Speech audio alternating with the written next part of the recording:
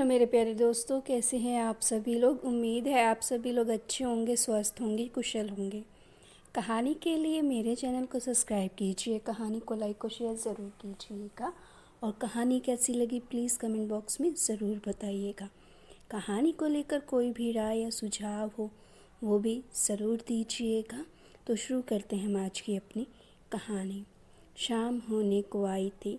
घर और बच्चों के लिए ज़रूरी सामान खरीदकर मोना तेज कदमों से घर जा रही थी। तभी पीछे से किसी की आवाज़ आई, हेलो हेलो मैम, आपकी थैली नीचे गिर गई। मोना जैसे ही पीछे मुड़ी उस शख्स को देखकर अचंभित रह गई। उसे ऐसा लगा मानो उसे कड़कती ठंड में किसी ने एक बाल्टी ठंडा पानी उसके सर पर डाल दिया हो। पूरे बदन में कपकपी फैल गई, होंठ सूखने लगे, आंखों के सामने अंधेरा छाने लगा और वो बेहोश हो गई। कुछ देर बाद आँख खुली तो हड़बड़ा कर उठी। देखा तो अपने बिस्तर पर लेटी हुई है और उसके पास मनोज और उसके 2 बच्चे बैठे हुए हैं। दीदी, अब तुम्हारी तबीयत कैसी है? तुम्हारा बीपी लो हो गया था। कितनी बार कहा है कि अपने शरीर पर ध्यान दो, लेकिन तुम्हें तो मेरी बात समझ ही नहीं आती है। डॉक्टर ने कुछ दवाइयाँ लिखी हैं, मैं लेकर आता हूँ। इतना कहकर मनोज वहाँ से चला गया। मम्मा, आपको क्या हो गया था? कुछ नहीं बच्चे, आशु को गोद में उठाते हुए मोना ने कहा, लेकिन अभी भी वो शख्स उसकी आंखों के सामने घूम रहा था। तभी मनोज दवाई लेकर वापस आया। दीदी, तुम किचन में क्या कर रही हो? डॉक्टर ने तुम्हें आराम करने के लिए कहा है। सब्जी रखो, मैं खाना बना लूँगा। अरे मुझे कुछ नहीं हुआ है, तू बहुत चिंता करता है। मैं ठीक हूँ। लेकिन थोड़ी संकुचाते हुए मोना ने पूछा, मुझे घर कौन ले आया? मुझे किसी ने फ़ोन किया तुम्हारे मोबाइल से, तो मैं वहाँ आया और देखा विमला चाची और रमा चाची तुम्हें पकड़े हुए ले आ रहे थे। ये कहो कि मैं पास ही बंटी के घर ट्यूशन ले रहा था। पता नहीं किस शख्स ने फ़ोन किया था। मेरे आने से पहले शायद वो चला गया था। अब हर समय मोना के आंखों के सामने उसी शख्स का चेहरा घूम रहा था। दूसरे दिन मोना अपने बैग में लंच बॉक्स रख रही थी। तभी उसकी नज़र रवि की तस्वीर पर पड़ी जो उसने पर्स में रखी थी। रवि की तस्वीर देख अतीत में खो गई। तभी मनोज ने कहा, दीदी मैं स्कूल के लिए निकल रहा हूँ। मोना सकपका कर उठ गई। हाँ हाँ ठीक है। दोनों बच्चे उसी स्कूल में पढ़ते थे जिस स्कूल में मनोज टीचर था। मनोज भी तैयार होकर दफ्तर के लिए निकल गया। रास्ते भर उस शख्स का इंतज़ार कर रही थी। फिर सोचा, ये कैसे हो सकता है? शायद मेरा वहम हो। यही सोचते सोचते ऑफिस पहुंच गई। शाम को काम से निकलने में थोड़ी देर हो गई। अंधेरा भी हो गया था। मोना घर के लिए निकल पड़ी। तभी उसे याद आया कि आशु ने कलर पेंसिल लाने के लिए कहा था। रास्ते में ही एक स्टेशनरी की दुकान पड़ती है, वहीं से ले लूँगी, ये सोच मोना चलने लगी। दुकान पास ही थी, अब वो भी बंद होने जा रही थी। तभी मोना ने कहा, भैया एक कलर पेंसिल का पैकेट और 2 नोटबुक दे दीजिए। और तभी एक शख्स मोना की बात काटते हुए बोल पड़ा, भैया मुझे 4 नोटबुक, मार्कर और 2 ग्रीटिंग कार्ड्स दे दो। इतना कहकर मोना की तरफ मुड़ा। अरे आप तो वही हैं जो कल मिली थी। अब कैसी हैं आप? कल आप मुझे देखकर बेहोश हो गई थी। क्या हो गया था आपका? मोना कुछ नहीं बोल पाई, बस एक टक देखती रही। तभी दुकानदार ने कहा, बहन जी ये रहा आपका सामान और ये आपका भाई साहब। मोना ने पैसे दिए और दुकान से बाहर निकल गई। सुनिए, मेरा नाम साहिल है और आपका? नाम सुनकर मोना के कदम रुक गए और कुछ देर साहिल के तरफ देख वापस जाने लगी। घर पहुंचकर खाना बनाकर खिलाया और बच्चों को सुलाने के बाद गहरी सोच में डूब गई। क्या ऐसा हो सकता है? बिल्कुल रवि की परछाई। वैसी ही मुस्कान, वही चुलबुलापन, वही बोलने का ढंग। क्या वो मेरे लिए वापस आया है? इतने सोचते ही चेहरे पर एक मुस्कान फैलते ही सिमट गई। लेकिन उसे तो मुझे पहचाना ही नहीं। आंखों से आंसू की बरसात होने लगी। दिल में बिछो का असहनीय दर्द उठा। दूर कहीं से गाने की आवाज़ आ रही थी। तेरे बिना जिया जाए ना, बिन तेरे सजना सांस में सांस आए ना। मोना का रोम रोम रो रहा था। दिल से यही आवाज़ आ रही थी, क्यों चले गए मुझे इस मझधार में अकेला छोड़कर। रोते रोते ना जाने कब उसकी आँख लग गई।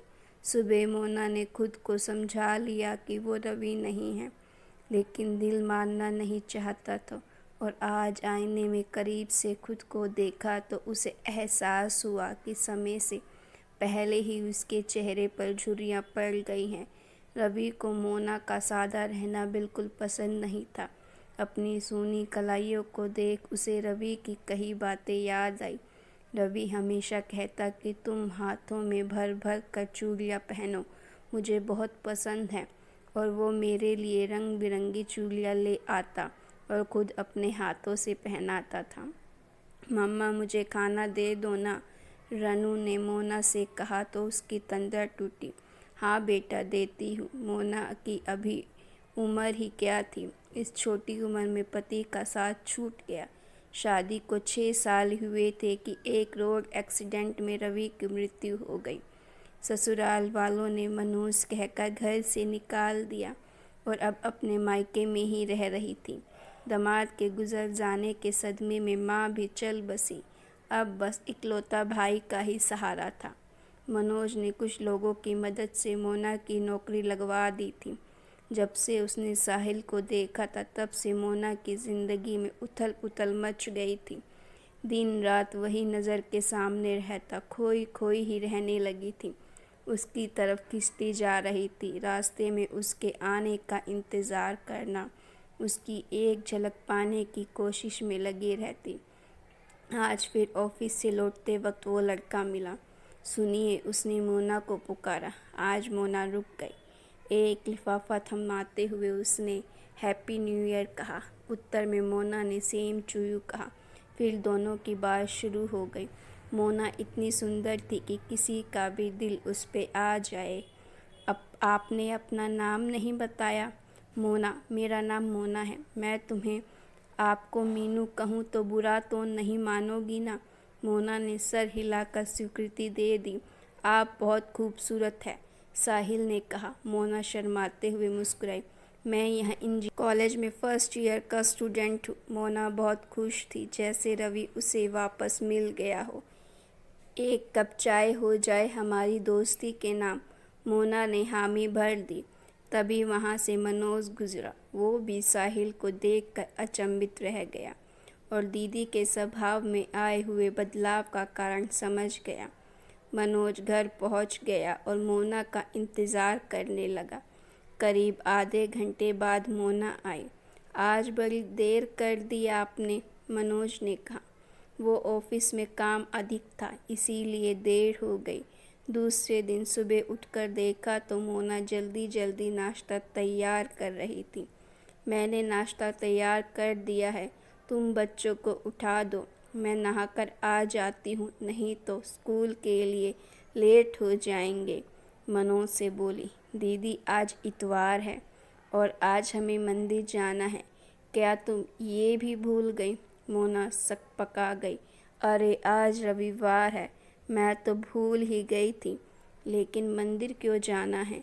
तुमने कोई पूजा रखी है क्या? दीदी आज जीजा जी की बरसी है, ये बात तुम कैसे भूल सकती हो?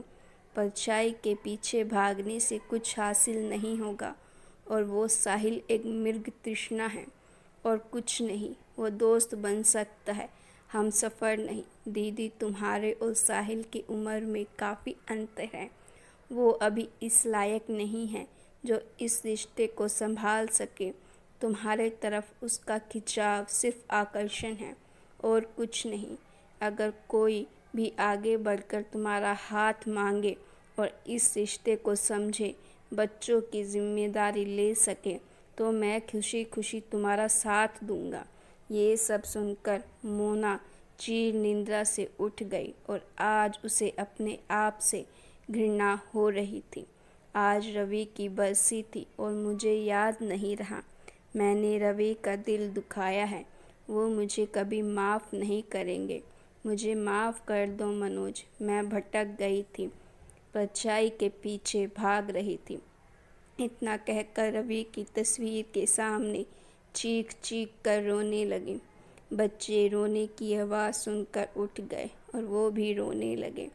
मनोज ने मोना को संभालते हुए कहा, दीदी शायद तुम्हारी जगह कोई और भी होता तो वो भी यही करता।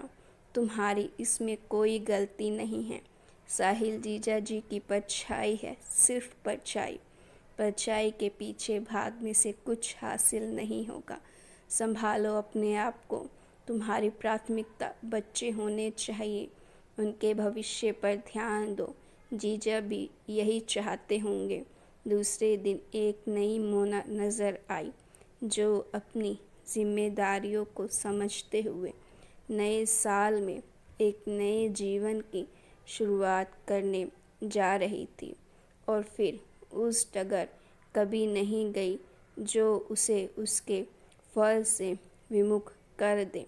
तो गाइज़, आपको ये स्टोरी कैसी लगी? अगर आपको स्टोरी अच्छी लगी हो तो प्लीज़ लाइक ज़रूर कीजिएगा और ऐसी स्टोरीज़ के लिए मेरे चैनल को सब्सक्राइब भी कीजिएगा। और जिन्होंने सब्सक्राइब किया हुआ है उन्हें तहे दिल से धन्यवाद। और आपको स्टोरी को लेकर कोई भी राय या सुझाव देना हो तो प्लीज़ ज़रूर दीजिएगा।